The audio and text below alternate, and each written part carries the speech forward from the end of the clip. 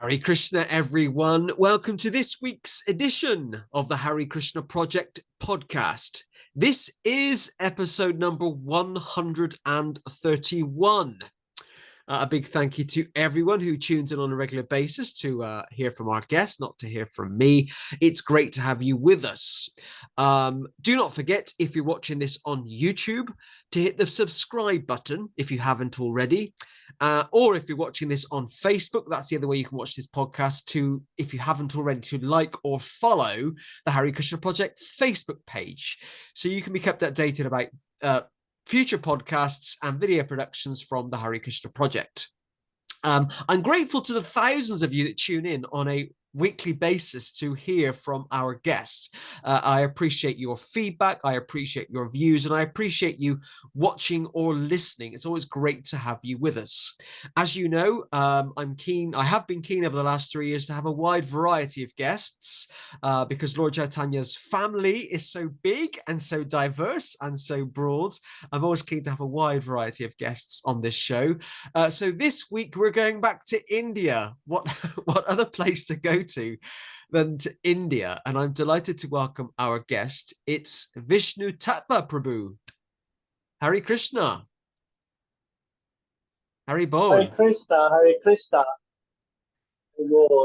How are you? I'm good. I'm so happy to share my thoughts and my life, my journey with the audience, and especially with you, Narada Prabhu. Thank you so much for inviting me here. Well, it's great to have you with us. It took a while to arrange this podcast because you're so busy, and you're one of these people that's not on social media a lot. And I send you a message, and it takes a while to get a response because I get the feeling, and we'll discover in a moment, you're busy with so many projects. It's just unbelievable. Yeah, I mean, it's all when it's Krishna's grace, when he gives you chance to serve him. So he sends different projects to you. So you have to serve him in that way. So that's why I'm sorry that if I took a bit long to reply your messages. It's always like that to everyone. Yeah. No worries, Vishnu Tattva. So let's start with the first question. It's a nice, easy question. It's the question that every guest gets just to warm them up, just so we can work slowly into the conversation. So please tell us a little bit about you and where you are from. Okay. So I'm Vishnu Tatta, and I'm from Vrindavan. And there is a very beautiful place in Vrindavan that you all must be familiar with, especially the devotee. That's called Loi Bazaar. And we have a dwelling palace there, which was built by Bengali king in early 18th century. So my forefathers are from there, and my family is still living there in Loi Bazaar, which used to be known as Govinda Bazaar, because that property in which we live was donated by Akbar, the Mughal Emperor Akbar, to the Rupa Goswami and Jiva Goswami. So there is a very beautiful sacred forest called Kishore One.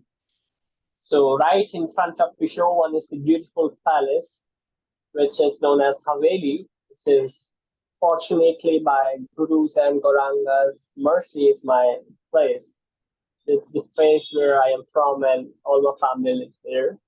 And I actually living right now in Delhi because I'm completing my studies, the academics. Yeah. Wow. So you've told us that you're from Vrindavan, which is a very special place in the world. So my next question, you might answer the next question different from other guests. So the next question is, how did you meet the devotees, or how did you discover Krishna consciousness? And most of my other guests will tell me that there was a point in their life when they read Prabhupada's books or another guru's books, or they met Hare Krishna devotees. But I think your story might be a bit different. So tell us a bit about your background and how, I guess, in this life, how you came across Krishna consciousness.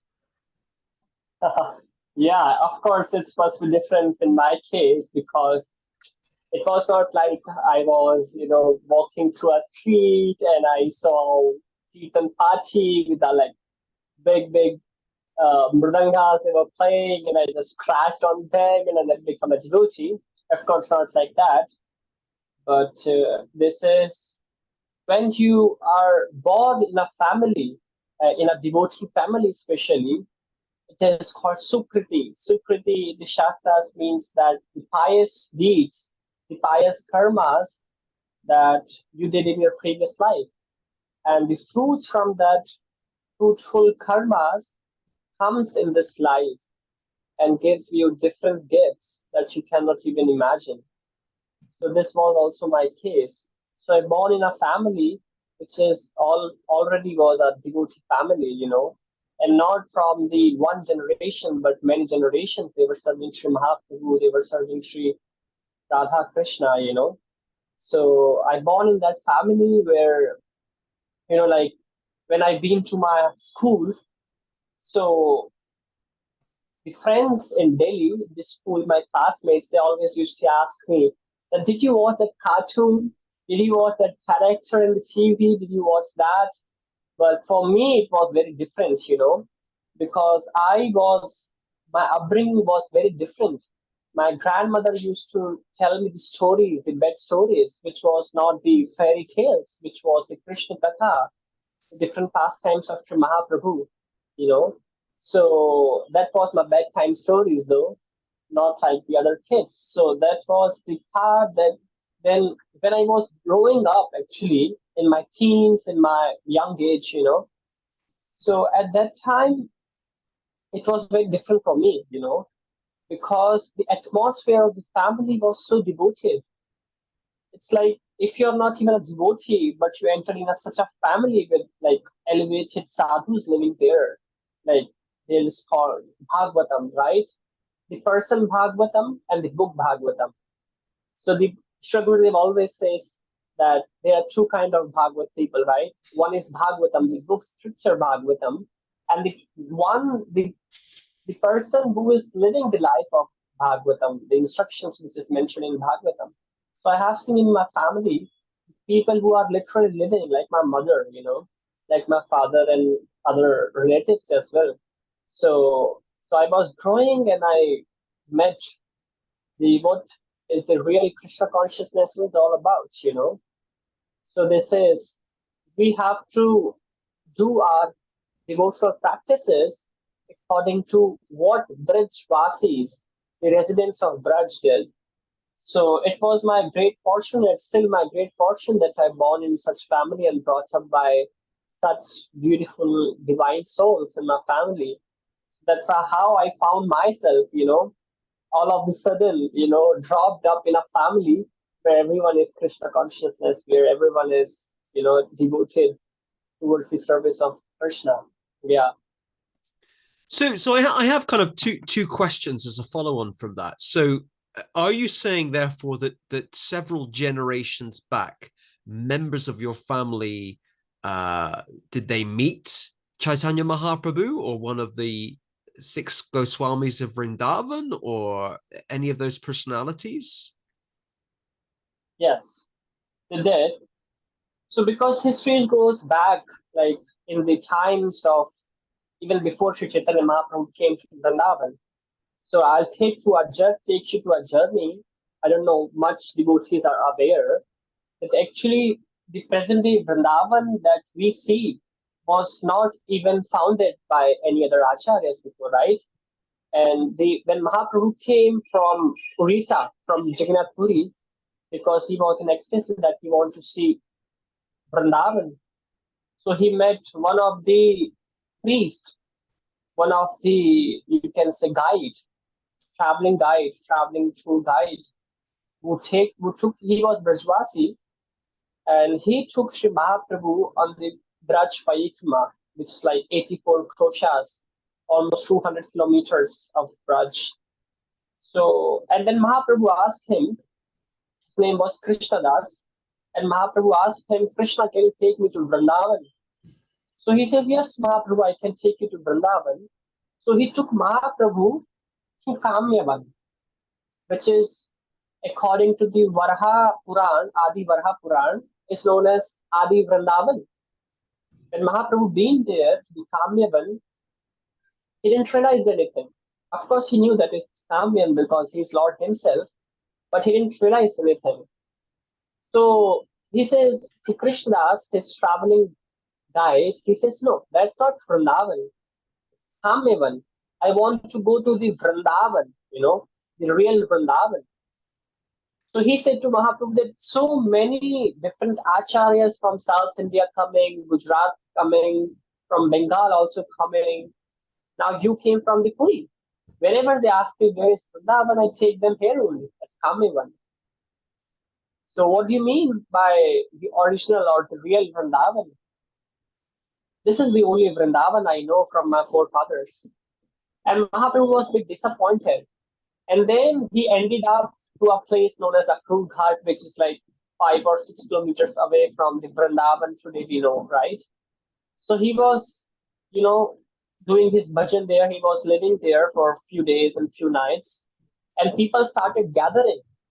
The brajwasis, the locals, started gathering to see Sri Mahaprabhu because his aura, because the vibrations was so pious that everyone thought that we don't have child, right?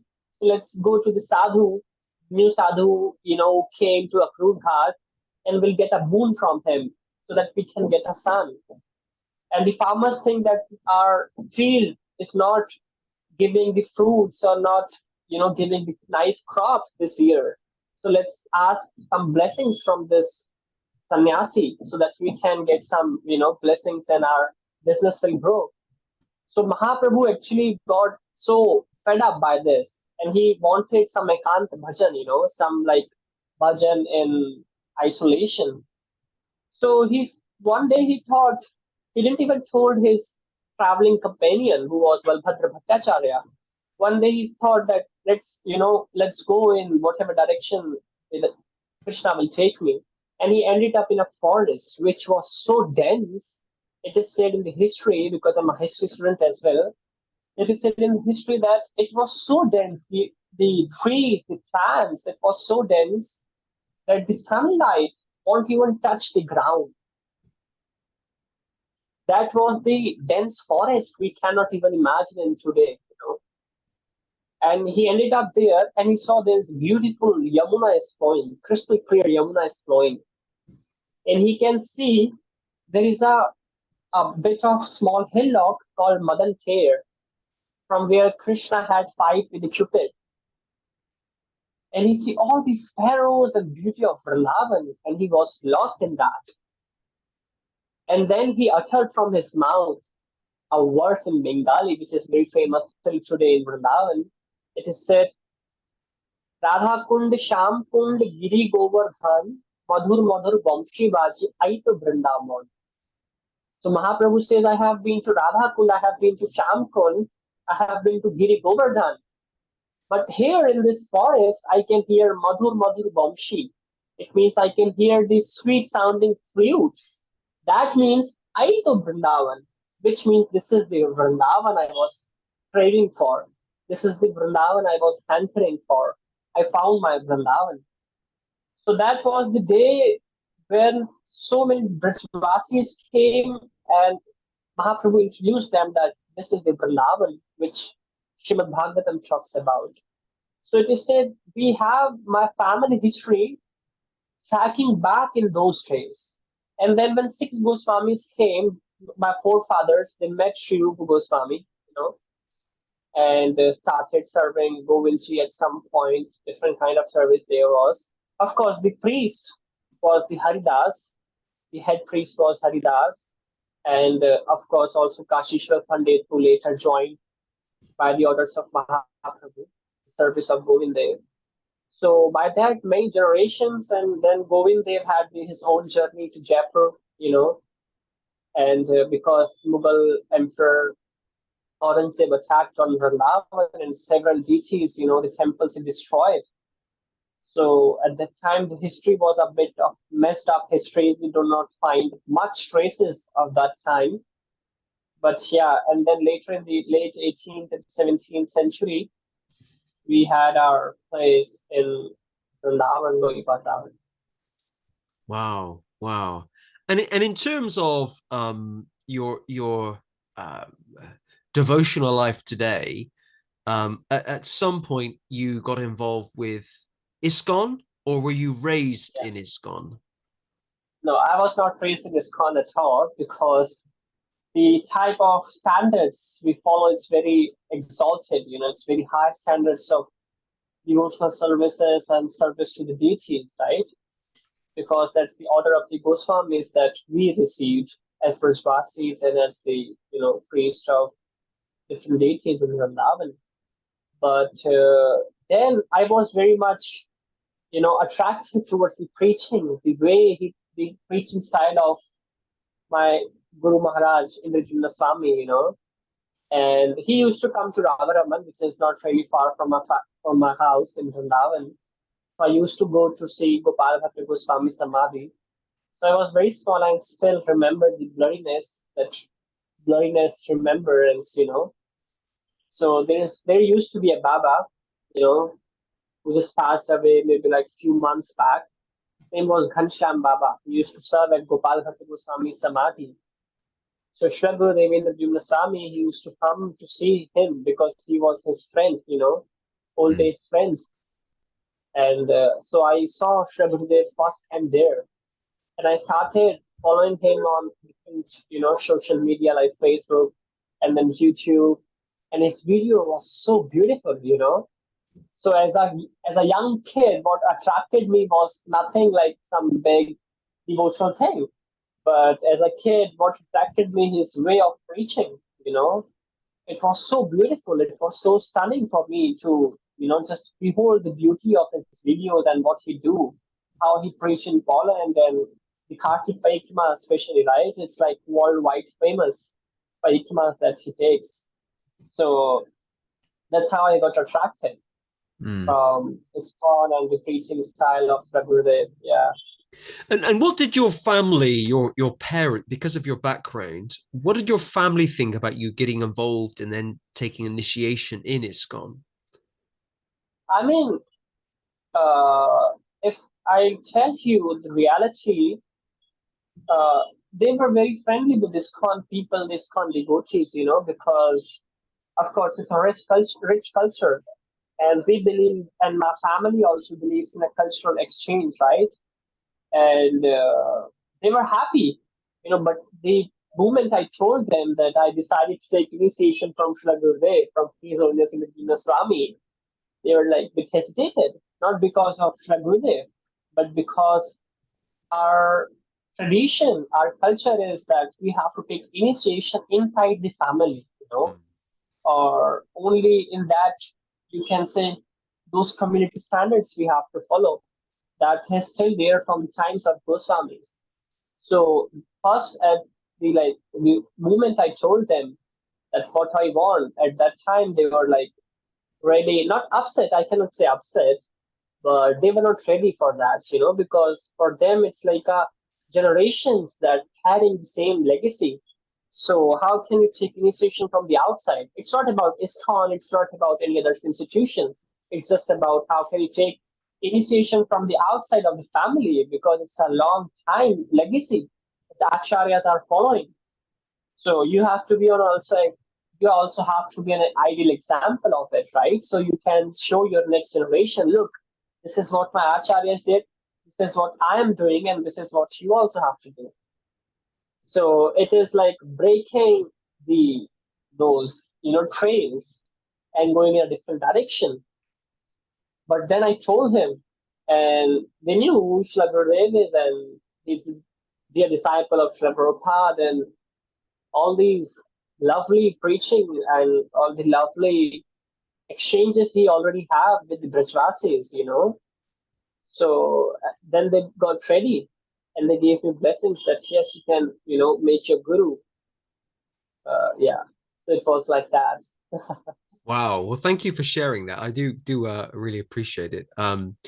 And yeah, ISKCON is certainly well known for its missionary spirit. Its kind of its zealousness and its desire to kind of get out there, distribute books, distribute prashadam and bhakti and the love of God and things like that. Okay, Vishnu Tattva, you're incredibly well educated. I was quite impressed with your resume when you sent it to me before this broadcast. You obtained your bachelor's degree from Delhi University on the four Vedas and the Puranas. Very Yeah. impressive. And you also completed your master's degree in Sanskrit literature, poetry, astrology, grammar, and Vedic, and a lot of Vedic philosophy as well. So you're very well educated, very knowledgeable. What is it about learning that you love? Why do you love learning so much? And what is it about these particular topics that you're passionate about? Wow, it's a beautiful question, you know. So my answer for this can be a bit different, you know. I mean, I don't know why if people can digest it, but it's surely I first take you to the history part, right? So what our history tells us about the scriptures, the Puranas, the Vedas, right? So I'm sure not much people are aware of the history which is not written in the Shastras, which is not written in the biographies, or which is not written in the books of our acharyas, but there is always a contemporary history, right? Like Mm. at the time of Prabhupada, there must be many different, gurus who were dictating or who were like recording the history that what is happening now. So if you have to see the time, if you have to observe what was happening in those days, you also have to, as a scholar, not necessarily as a devotee, but as a scholar, you have to go through the different references of that time, you know. So because that is contemporary references, we call it our history language. So if you see the contemporary references of the times of six Goswamis, especially the time of Jiva Goswami, different Vaishnava acharyas who are from the different Vaishnava schools who are establishing, or you can say manifesting and starting their own devotional practices in a bit different way than Gauriya Vaishnavas did. But they appreciated Jiva Goswami. So one of the Acharya from the Haridas Vaishnav sects, he wrote one very beautiful historical record which is known as Nijmat Siddhant. He is written in Braj Bhasha, the language of Braj, in which he describes about the Jiva Goswami, that what Jiva Goswami was doing in Vrindavan at that time, which is a very beautiful insight. So he said, quote unquote, सब ग्रंथन को सार हस्तमल कर दीनो. Means Sri Jiva Goswami churned all the scriptures, all the Vedas, all the Puranas, all the different types of philosophy. He literally churned from his hands and compiled in different books. So what we see from this statement, what we can analyze from this statement is very deep actually. To understand the higher goals of devotional services, to understand the deeper meaning, one have to approach the different angles of Vedas, the different angles of the Puranas, different angles of the devotional texts. Then you can analyze what you have. So in Braj Bhasha, it is a saying, Gagar mein Sagar, which means in a small water pot, you fill the whole ocean in it. Like concisely, but you're giving everything. So this is what Jiva Goswami did. Jiva Goswami researched on all the four Vedas, on all the 16 Puranas, on all the different philosophies, and what not. And he churned all of them, and he found that what Mahaprabhu gave them, what Sri Chaitanya Mahaprabhu gave one and all, is the best thing. And this is what is the sar, this is what is the juice or you can say conclusion of all the Vedic knowledge. So you will not get you if you want to, give that appreciation. If you want to appreciate what you have, so you have to understand what your acharyas gave, the worth of it. And at the same time, people will respect you if you're educated. So what happened in the back days, if there is no scriptural references, if there is no historical references, is so there is very one famous line which Prabhupada actually quotes. It is said, uh, philosophy without religion is just a mind speculation, right? And religion without philosophy, it's just uh, one's own, mind things. It's just mind game. It's just sentiments, and that's very true. So for that, what you're preaching, you have to know the backup. What is the backup? So that we can see from the different acharyas we have, they all were very expert in the Veda. They all were very experts in different, the grammar, the astrology, the gemology, the Puranas, the Bhakti Shastras, Srimad Bhagavatam, and of course Ayurveda also. They were also very expert in Ayurveda. In today's world, we don't find devotees are very well expert in different subjects like that. But they were expert because they want to establish something. And when you have to establish something, you have to be expert in all the fields. So from the generations that I have seen, the lineage of the acharyas that's coming down to us, to me, to you, to everybody, we see that there is a very very much need to get the real knowledge. It's not only the upper portion of the bhakti, but also deeper part of it. And having such scholarly associations since my childhood, in my family, around my friends, and then my god brothers, I was very much influenced, to get the knowledge of the Vedas, to get the knowledge of the Puranas.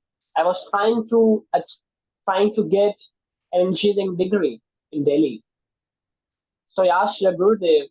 Gurudev asked me, what you are getting? I said, Shri Gurudev, I'm trying to pursue an engineering degree.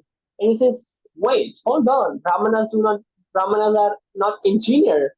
Brahmanas should study the Vedas, the Puranas, that's the scriptures. That is the work of the Brahmanas. And that really hit me hard inside. So I started researching more about that.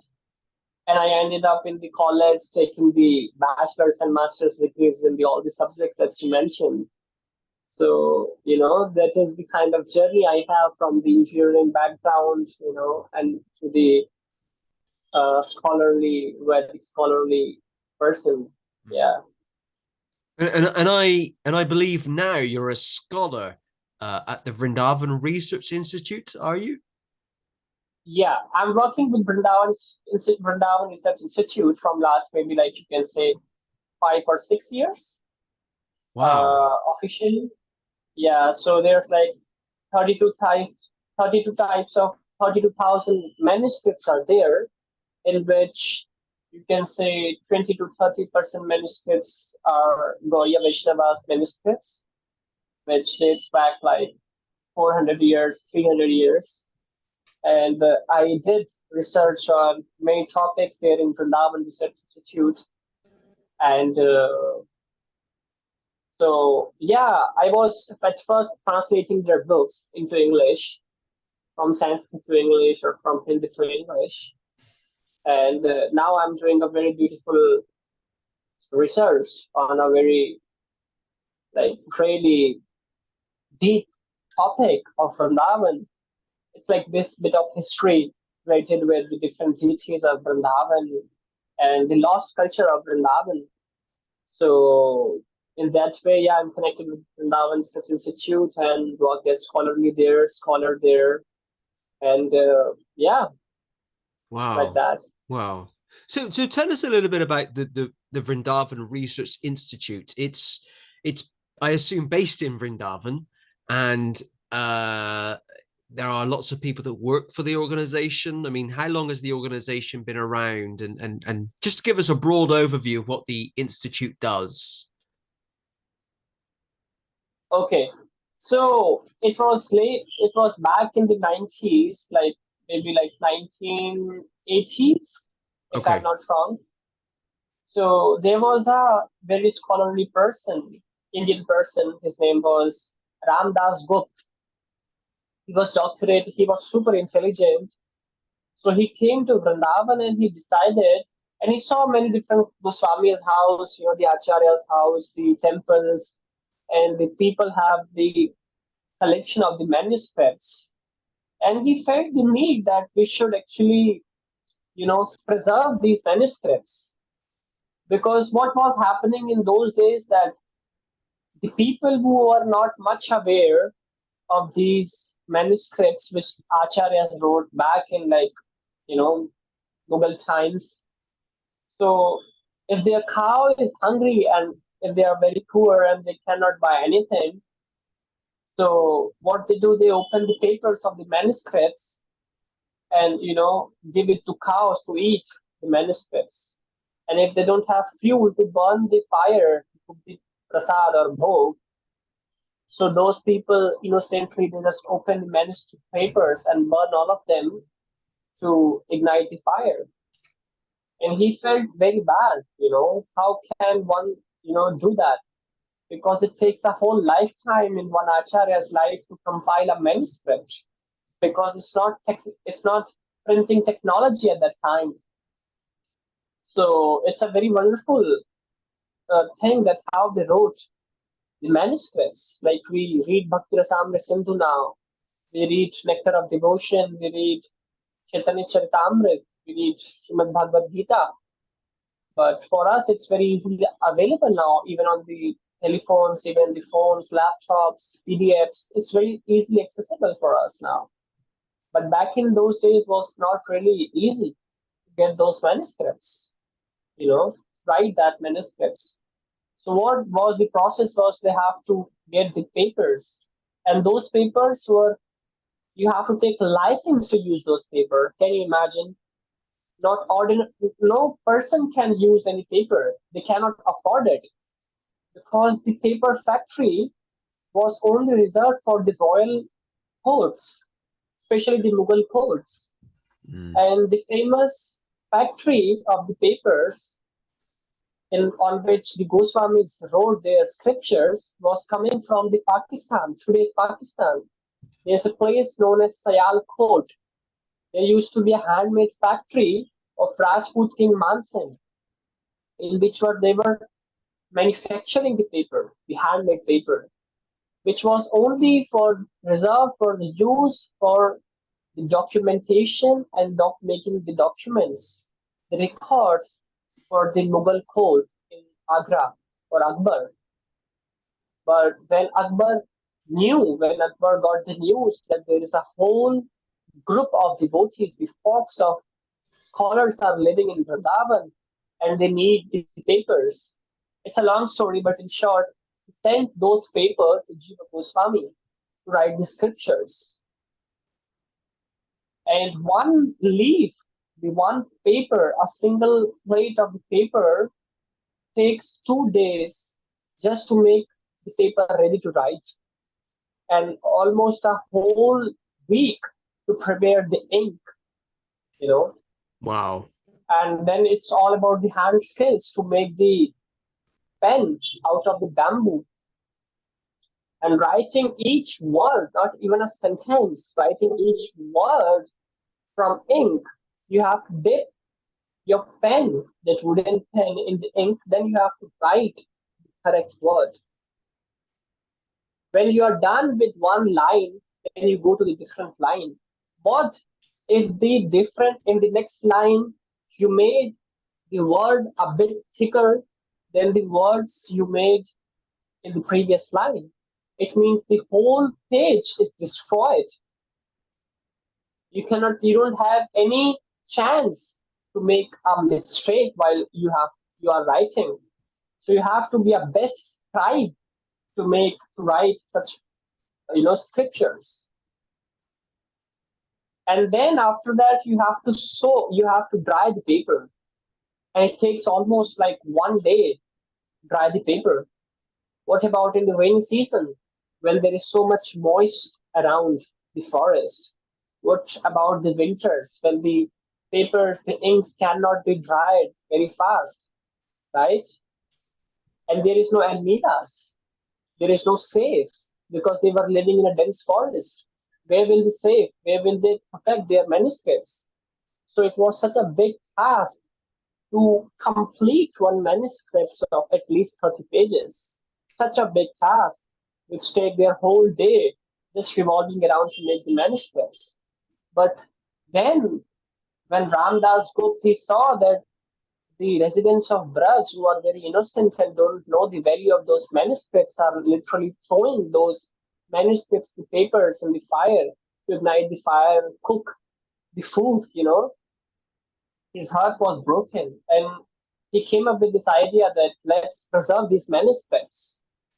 But at that time, we were just finished the rule of Britishers, because Britishers ruled on India.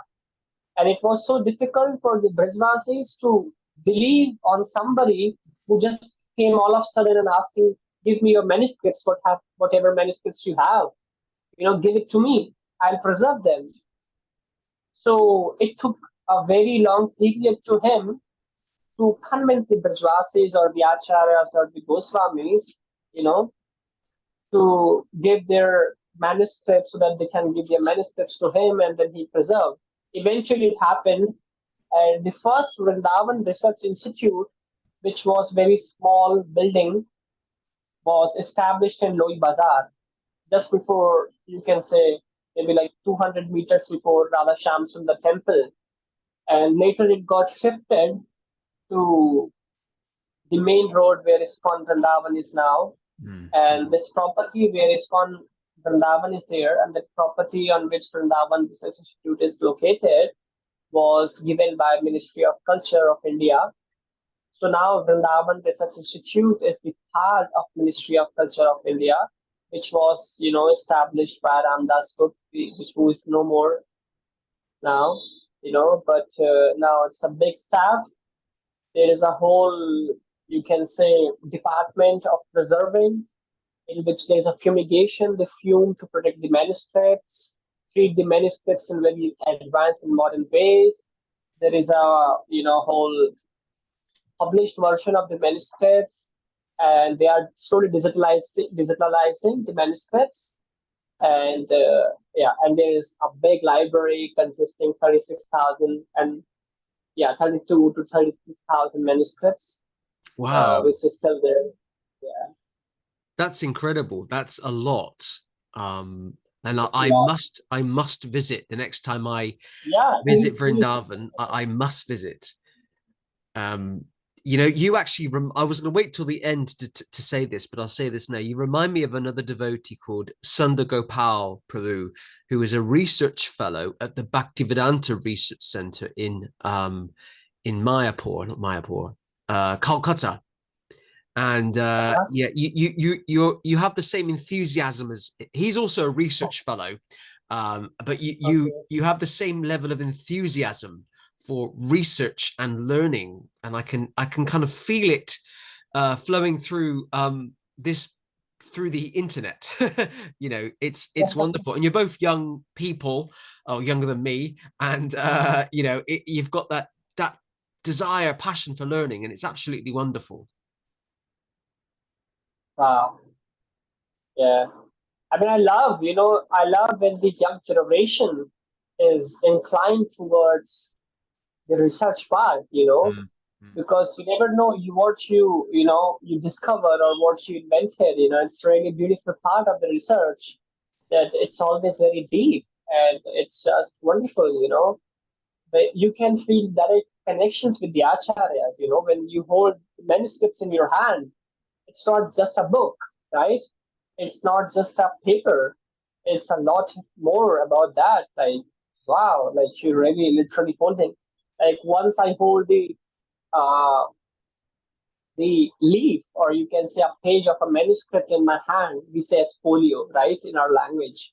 So one day I was holding a folio which was written by Galadhar Bhatta Goswami, who was a friend of Jiva Goswami, in which he says that at this time Jiva Goswami is lying on his deathbed and he wants to, just wind up all his leela, wind up all his life now, and he's giving the instructions, the last instructions to all the Vaishnava community. At that time, wonderful things. Can you imagine?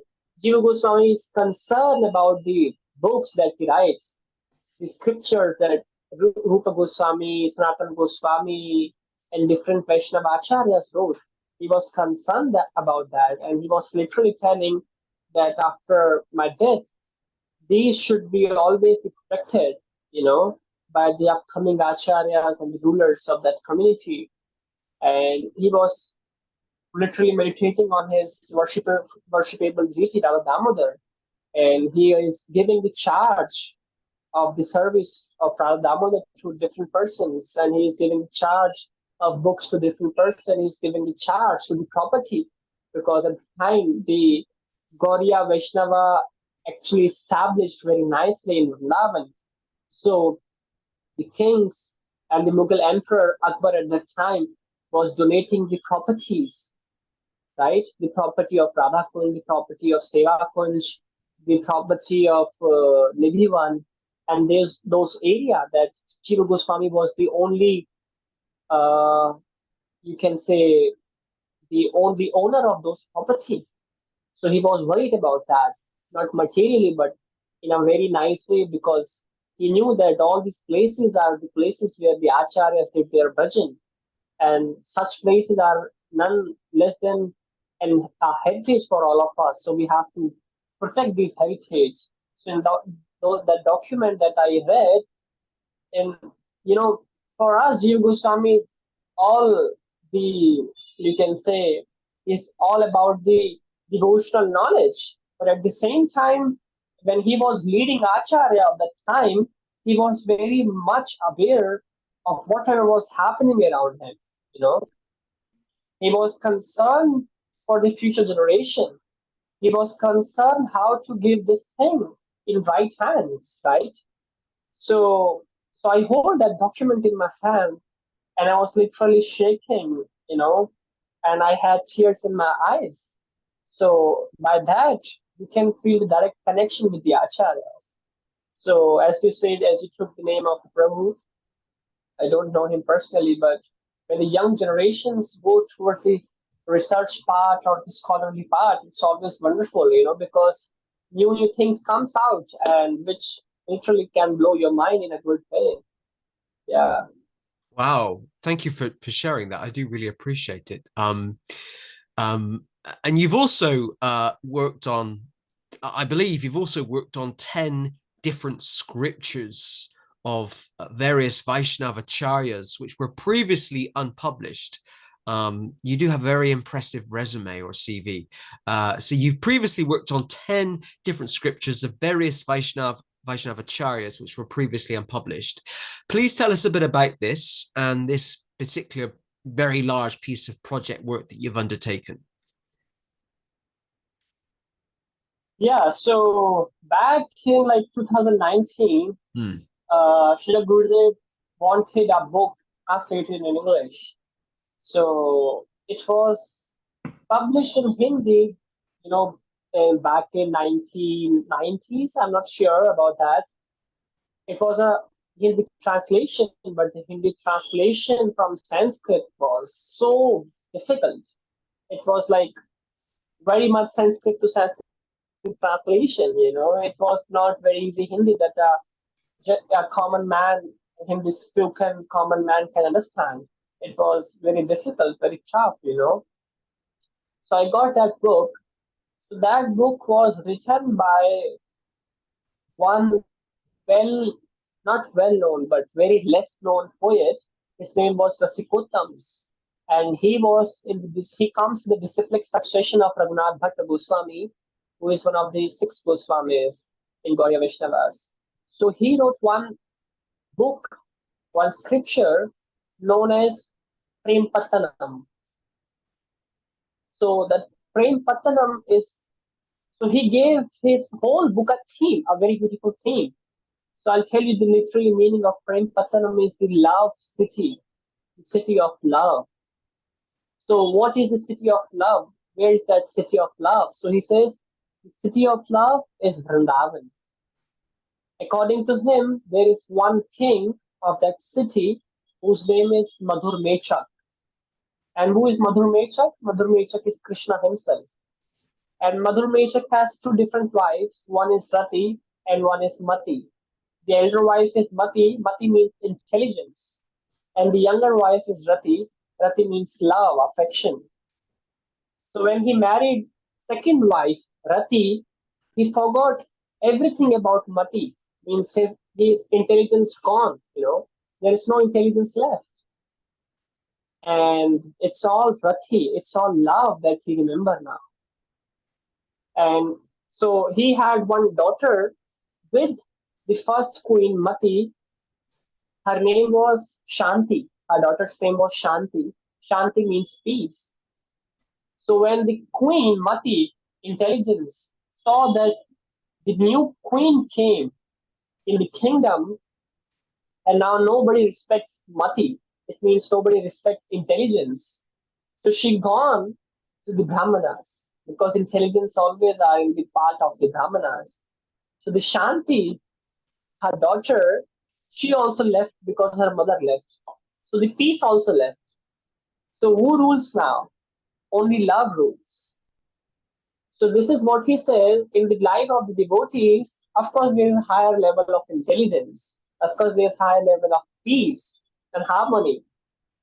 But there's so much hustle that happens when the love of Krishna comes in your life, that the false mati or pride and so-called Shanti peace goes, And it is such a wonderful book which he wrote in Sanskrit language poetically, Writing Sanskrit can be a difficult task, but writing Sanskrit poetry is something next level.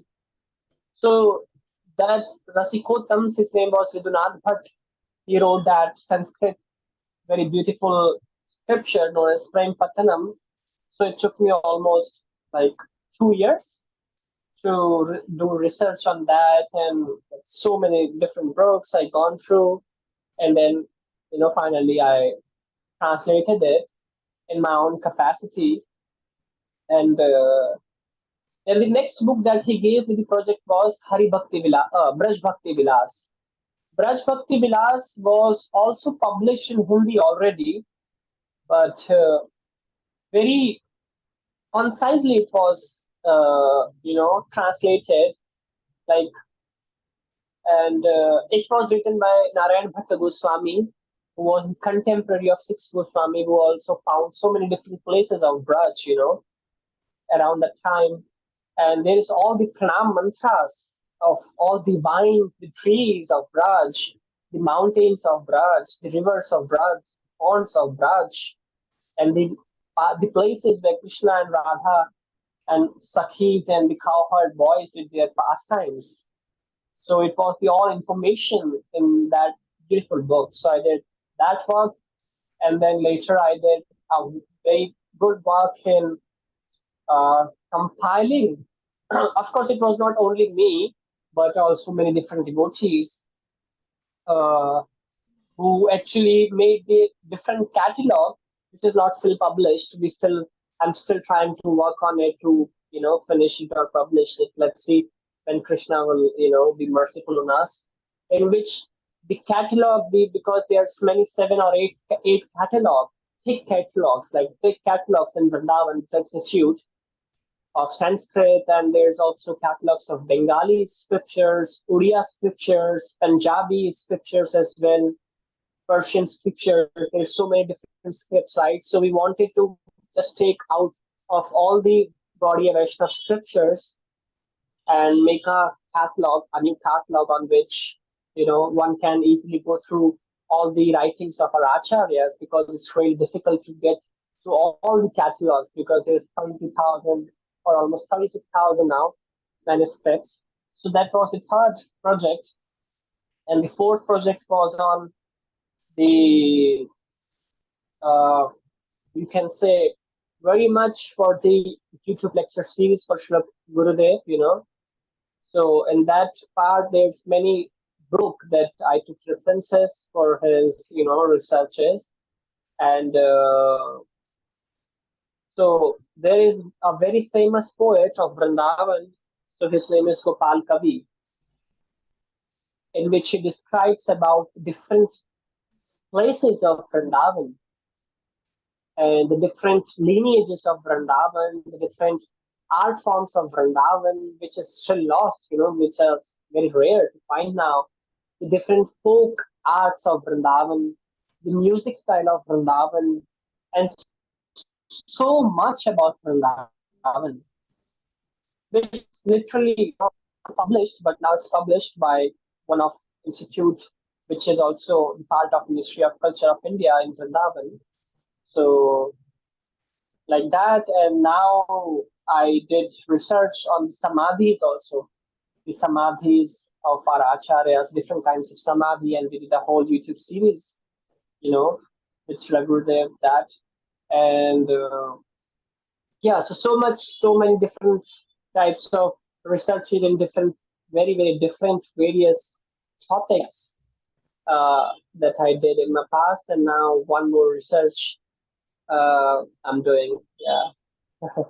Wow, I'm incredibly impressed. And you're also quite young as well. You've done quite a lot at such a young age, and it's great to hear that you've got such a passion for doing these things. And then to top all of that off, you're also a pujari as well. I believe, and you're an expert in kind of Vedic pujari, Vedic puja ceremonies. So how long have you been a pujari, and why do you like this particular seva so much? So look, like in our family tradition, we are taught to do the service of Krishna, right? So there's two different things. The audience can be used for pujaris as well, for doing pujas in different ISKCON centers. There's two different things. The terms, not the actual things, the terms. So the first term is seva, and the second term is puja. So as God Vaishnavas, we don't do puja, we do seva. So what is the meaning of seva? And what is the meaning of puja? What's the difference? So according to the Vedic principles, according to the definition of puja in Vedas, which is written, puja means when you invoke a deity, worship deity, give deity articles, give the food, offer, ornaments, offer all the items that you can offer, and then you pray to deity that, oh deity, from whichever lok you came, you please go to that lok back. You go to your abode back, and whenever needed, I'll call you to worship. So this is puja, in which we call a deity, we invoke a deity, we serve the deity, we worship deity, and we pray to the deity that you please go back to your abode. But in service, which is taught by Mahaprabhu, Gopal Bhatta Goswami, Rupa Goswami, and all the acharyas, in service, we call the deity, we invoke the deity, we worship the deity, we offer everything to the deity, the clothes, the ornaments, the food items, and flowers, leaves, chandana, and we pray to deity, do not go anywhere. Please stay with me in my place, in my home or in my temple. There is a very beautiful saying in Braj Bhasha, I quote here, which is written by Paramanand Das, who was a contemporary of Jiva Goswami.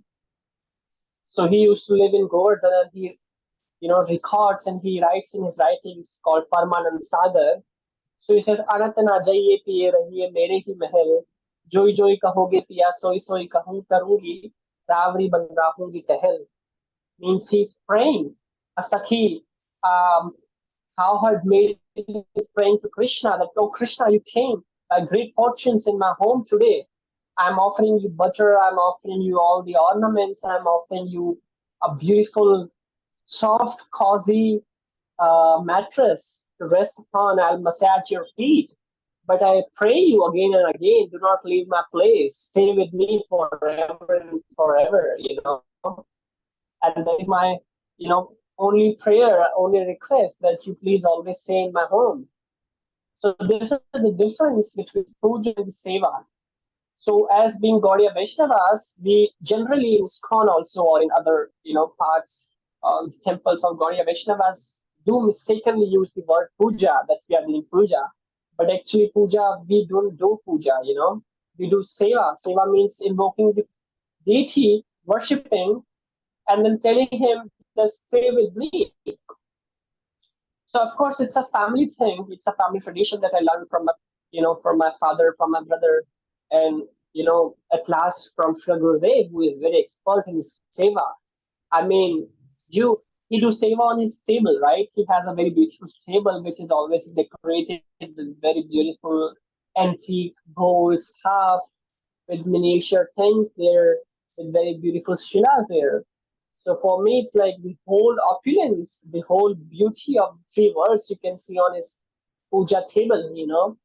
So that is my inspiration to learn this. But also, I have training from my family and from also some acharyas from South India who trained me in different types of yagyas and Shodash samskars, 16 types of samskars, like the samskars of marriage, right? The Vivaha Yagya, which is also famous in ISKCON. The Vivaha Yagya, the different types of Yagya, Narsimha Yagya, Sudarshan Yagya. Yeah, I mean, so many Yagyas, so many variety out there. And so I learned a lot from there. So, and I have always seen my father, my brother, and other relatives, and my uncles are doing beautiful yagyas. So as being the part of the family, you always have to help them. So I literally helped them. I really enjoyed it. And then by the grace or by the mercy of my guru and the Vaishnavas, one day Shri Gurudev, called me and said that, his always yagya companion was Chaturatma Prabhu, who is very dear friend of him. So one day he was very sick. He was not healthy. And it was Kartik Parikma and he wanted to give initiation. And his Chaturatma Prabhu's health was not good. So Shri Gurudev gave me chance, to do the yagya. And he was very happy to see the yagya. So after that, from many yagyas, I did the yagya for him, Diksha Yagya, the initiation yagya. So he was very pleased. So that was also one of my inspiration. If you can please your guru by any mode of service, it means you should do that service again and again. So yeah, from these different sources, I got inspiration to do such services. Yeah. Wow, wow. Thank you for sharing that. I do really appreciate it. See, you're incredibly busy working at the Vrindavan Research Institute. You're a pujari. Are you also involved with your local ISKCON temple or ISKCON community as well? Because I work in very various and diverse things, in different services. Like I would like to mention also, like when you all devotees comes to India and see Vrindavan today. So Vrindavan is full of all this concrete jungle, we say, right? It's Mm. all concrete now. But back in those days, there used to be hills. There used to be so much greenery. So I'm working with also very well established foundation called Vanamali Foundation, which is a initiative of the people who are researching on the floras of Braj. So it's all the trees, the ancient trees, not the exotic trees that we plant now. but the ancient trees that is described in the Shastras, which was already there in Braj in the times of Goswamis and also in times of Krishna. So they are working in Barsana, and I'm also working with them as a research scholar to research on the different types of floras which were there at that time. And we literally have our nursery, very beautiful nursery in Barsana, in which we are growing all these beautiful plants and making the or maybe trying, not making, but trying to make the Braj again green with the same plants that were planted at that time, or which was there in Krishna's times. So I have different types of services which make my day super hectic, and I'm also researching on the textiles, different textiles which was worn by Krishna in those days, and it was such a beautiful journey to go through different references like Mahabharata and also some Greek and France type textiles at the time. So, if you see all these different things, so I don't have really much time to, working with different, nearby ISKCONs, because in Delhi there's like 13 or 14 temples, ISKCON temples, like really big temples. But Really? For some reason I thought there was only one ISKCON temple in Delhi, but you said there's 13 or oh, 14? there's, yeah, there's a huge temples, not even like small temples, but huge Wow. temples, beautiful temples. Like the architecture is wonderful. I mean, like really beautiful temples. And but unfortunately, because of all these service, I really don't have much time to go to the temples. But yeah, I always hanker to go there, to have associations. But my hectic schedule, always Mm. ties me up. So that is the thing. Yeah. I know how you feel. There's other things that I would like to do, but I don't always find the time or have the time to do them because I'm busy with so many things in my life. I just wish there was more hours and more days in the week, or I could sleep less and still have the same energy, all those types of things. Believe it or not, Vishnu Tattva Prabhu, we've been talking for well over an hour already, and I know Wow. yeah, I know this, and the recording is over an hour, and I know that we were talking before about trying to keep it short, but you've been fantastic with your answers today.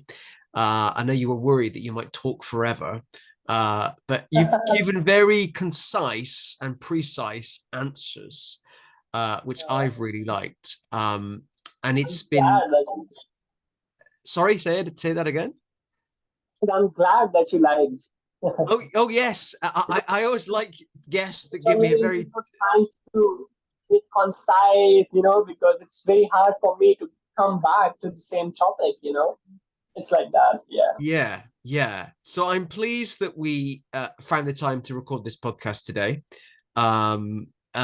It's been great to find out more about you. I certainly find you very inspirational.